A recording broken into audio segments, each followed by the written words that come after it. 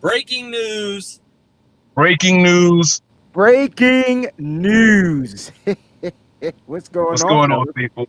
The Listen, Niners man. are making moves, man. Guys, how y'all feeling out there? Look, if the Niners feel half as good as Nick do right now, we in a good damn spot, man. Nick Yo, feeling good, looking I'm good. You know what soaking I'm up the saying? sun. Got some IPAs on the beach. Got my Niners flag flying. Look, you know what's up, baby. Yeah. Look, the 49ers have added another player to the roster. And this is not one of those shows where we're going to say, well, what about that guy? What about this guy? We're going to talk about what they did. They signed tight end, free agent tight end, Jordan Reed to a 1 year incentive based deal. And I put that word incentive in there for a reason. Mike, explain why I said that. Incentive. I don't know why I keep saying incentive. What the hell is wrong with me? Incentive. Incentive. Right. Incentive. Incentive. Incentive. You Because know what I mean? here's what it is, man. You can't just come in here and say, all right, here's a bunch of money and then go play. You got to earn it. You got to earn it. This is a Super Bowl roster, which brought back over 90% of the players. There's no spots just up for grabs over here. None. And people are saying, oh, well, this guy's going to be tight end number 2 right away. It's possible, but Ross Dwelly came in here and showed some versatility. He showed that he can be a tight end as well as a fullback. So you got to put the incentives in there. And if you make the roster and you hit certain goals, then cool, let's do it. This is someone that we have to see stay healthy. I have never in his entire career seen Jordan Reed play. Scott said, who is Jordan? Is he for real? I've never seen Jordan Reed play all 16 games in the season. I've never seen it happen. So this is going to be very interesting. We all know his history, and if we don't, we can talk about it. He's had his best. I don't want to ramble over you guys. I'll let you guys speak, and then I'll run down his numbers if you guys want. Look, I mean, you know what this is? This is a low risk, high reward type of deal, right? The Niners love to run 2 tight end sets, right? You looked at them adding another fullback earlier in the year. This is everybody's worried because we're signing Jordan Reed that they're worried about George Kittle contract. This has nothing to do with George Kittle's contract. This is a low risk, high reward move that if it works out, it gives George Kittle breaks and breaths between plays. This kid plays at an abnormal amount of plays as a tight end because he's a blocking tight end. He's a pass catching tight end. He's a route running tight end. You go and look at Jordan Reed when healthy. He's had his best year under Kyle Shanahan. And when healthy, the kid is decent, right? It's just a matter of staying healthy. But what I think that helps with this system is that he has a guy like George Kittle. He has a guy like Ross Dwelly. They can spill these beans up against each other and allow people to get breaks. And like I said, it's a low risk, high reward type of signing. And now you can run a lot more 2 tight end sets.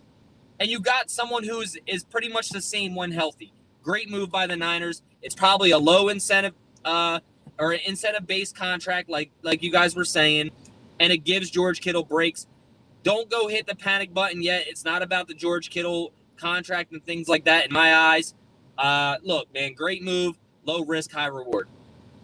Yeah, man. When you get a low risk, high reward move, you have to go with it. This was a former Pro Bowl player, right? I'm not sure if he ever made All Pro at the tight end position. He did have his best season with Kyle Shanahan, and I mean he was like leading tight ends and receiving yards. Now let's talk about that too, because I don't know if he was injured much that particular season, and if he He only was played 14 games that year. okay, so 14 out of the 16 games, right?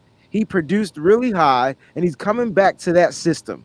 And he's never started more than 8 games in the season either.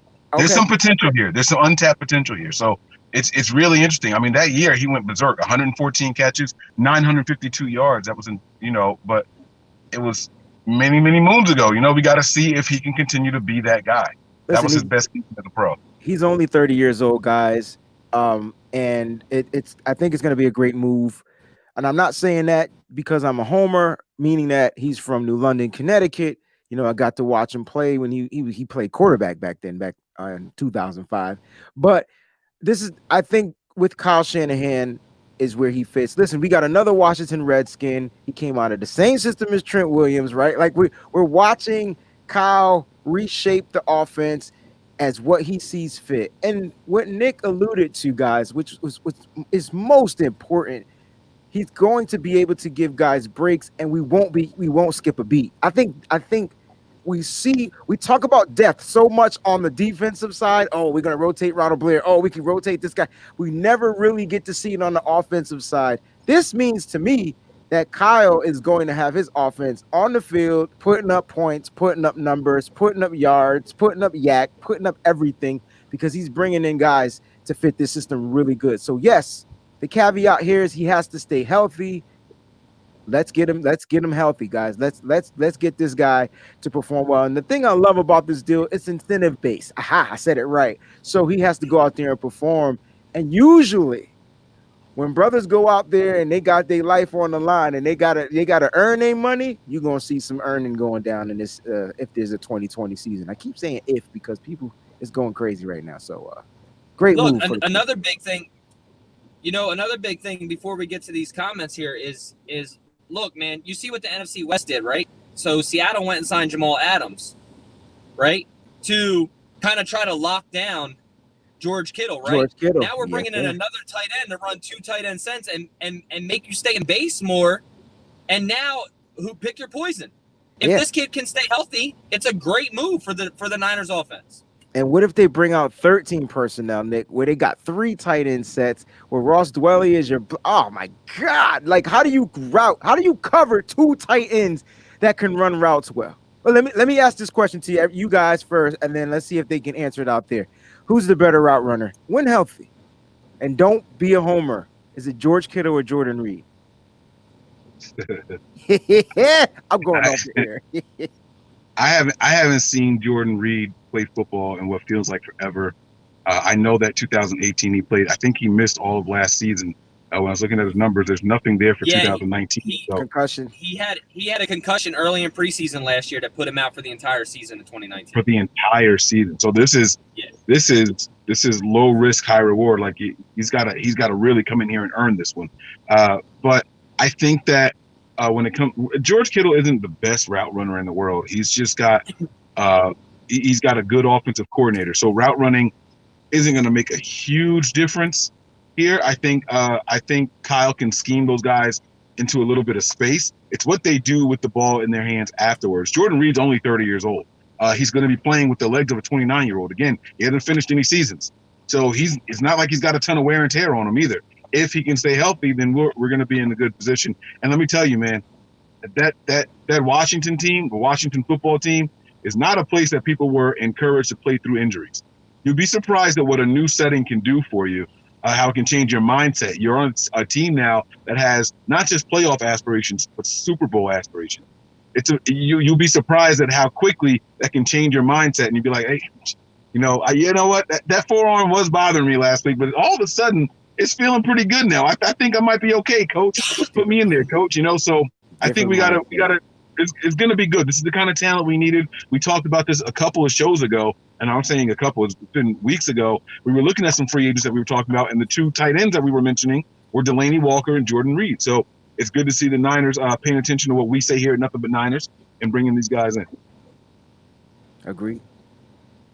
Yeah, look, like I said, the matter of staying healthy is a big factor in it, but it's an incentive-based deal, right? We're not spending a whole lot of money. We just talked about this with Jadeveon Clowney, right? Bringing somebody here who would help the defense in rotational areas as long as they weren't spending a ton of money. The Niners aren't spending a ton of money. It's an incentive-based deal. Has nothing to do with George Kittle's contract. It's a low-risk, high-reward type move. And if he can stay healthy, it benefits the Niners' offensive line, blocking and catching the ball. So I'm good with it. And think about the communication that's going to happen on the offensive line. A guy that lined up next to your left tackle, Trent Williams, will be able to line up again next to Trent. Like, the communications will be there. They not necessarily meaning that they have to talk. They just understand each other's body language, and they work so well together.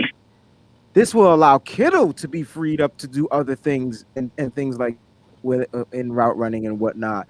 The reason why I asked who was a better route runner was because I'm all for scheme, but it's nothing like a guy who creates separation, right? That's a gift, and this guy can do that when healthy. That's going to elevate the offense that much more. So That doesn't mean a little bit. I didn't feel like doing that, but it's going to elevate the offense a lot more. My personal opinion, and then we'll get up out of here, but is I think Jordan Reed is a more fluid route runner than George Kittle right now. And that's not to say George Kittle's a bad route runner, but just Jordan Reed is a very fluid, has good footwork type of route runner. So it's only going to benefit this offense. Yeah, man. Yeah. There you have it, man. Breaking news. Jordan Reed is now a San Francisco 49er. There he is, baby. We have to be on the lookout for the impending cut because we were at 80 already this morning with the Barrett signing that happened over the weekend. So now if they're going to stick with 80-man roster, they're going to have to they have to release somebody. So it's going to be very interesting to see who that odd man out is already. It's weird. Why would you sign Barrett just to release him again? So I don't think it would be him, although we have seen this 49ers front office do that with a couple of guys, sign them for a day or two and let them go and then bring them back later on. So I don't know. We'll see what happens there with him. And there you have it. Well, they have you have till Thursday or Friday too. I mean, this could be news somebody who's going to opt out from the Niners. You never know. Thursday, Friday, is the opt-out. The lawyers and stuff are finalizing the agreement and stuff like that. So looks to be Thursday or Friday this week. Yeah. The paperwork signatures were happened on, I believe, Saturday, and they said 7 days from that. So that's usually, I think they count Saturday as day one once it's signed, and then it takes it to Friday. So that sounds about right. Yep. I can't wait to have our show because I definitely, that on the next show we're going to break down Delanie Walker versus Jordan Reed. I think that is something that I would be excited to do because a lot of people are upset about the Jordan Reed signing or not upset, but they rather have Delanie Walker saying because he's a better blocker, this, that, and the third. So I really want to kind of break that down if you guys don't mind. Not right now, but at some point. Jose does say even if he plays a solid 10 games, thank you so much for the contribution, Jose. That still leaves Kittle a lot fresher for the playoffs. This is a big move, and this is what Nick was alluding to earlier in the show. Agreed. Yeah, get those fresh legs in there. All right, guys, that's going to do it. Thank you, everybody, for the contributions. We tried to get them all up on the screens, but two of them were the same thing, saying that, the injuries and you got to stay healthy. And, of course, that goes with most players. So we appreciate that, guys. That's going to do it for us here. Make sure you guys are tuned in for later on this evening when we come back to you guys live. I might be on the road or might be on a walk or something like that because I'm on call, but it's going to be a lot of fun. We're going to bring you guys a show. And, yeah, let's do it, man. Let's compare those two tight ends and see which one we would prefer over the other, if there's a wrong answer even. There might be a more positive for one guy and a less positive for the other, and maybe it's a push. So we'll see. All right, guys, any final thoughts? Nah, man. Good signing, man. Brick by brick. Let's go. There you go, man. That's it, man. Do we sign off on breaking news videos? Do we do that? Know. We sign off. Let's do it now. All right, prepare for glory. Anticipate pain. But always remain faithful, y'all. We out. We out of here.